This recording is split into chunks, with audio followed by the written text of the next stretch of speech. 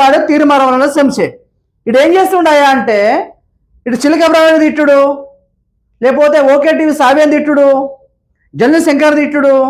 అంటే ఎవరైతే తీర్మానాలకు ఆపోజిట్గా మాట్లాడతారో అందరు దుకాణం పెట్టుకొని మాట్లాడుతాడు. అసలు నువ్వు దేనికోసం పెట్టుకున్నావు అబ్బాయి? ఈ ఛానల్ తీర్మానాల కోసమే పెట్టుకున్నావు. నువ్వు ప్రజల కోసం పెట్టుకోలే, ప్రజల ఉద్ధరిస్తాను పెట్టుకోలే, ప్రజల సేవ చేస్తాను పెట్టుకోలే. నువ్వు కేవలం రిపోర్టర్ తిట్టాను మాత్రమే పెట్టుకున్నావు అబ్బాయి. విన్నావా?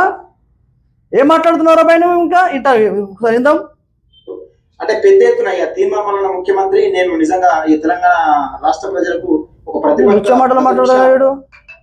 అంటే బీఆర్ఎస్ నాయకులు చేస్తున్న అరాచకాలను కళ్ళగట్టినట్టుగా చూపించారు. ప్రజలు కూడా ఇది ఏం లేదు బ్యాక్ సైడ్ స్క్రీన్ లా రిపోర్టర్ల పేరు పెట్టాలి, వాళ్ళ బొమ్మలు పెట్టాలి, వాళ్ళ ఫోటోలు పెట్టాలి, వాళ్ళని తిట్టాలి.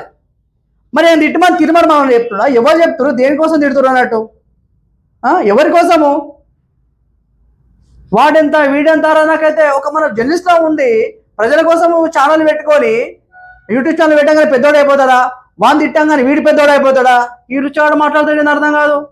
నిజంగా తెలంగాణ అసలు నువ్వు అనే విధంగా ఆ బ్రాండ్ క్రియేట్ చేసుకున్నాడు. నీ తొక్కల బ్రాండ్, నీ బ్రాండ్ మళ్ళా బ్రాండ్ అంటావు ఏంటి అంటే ఇది సోషల్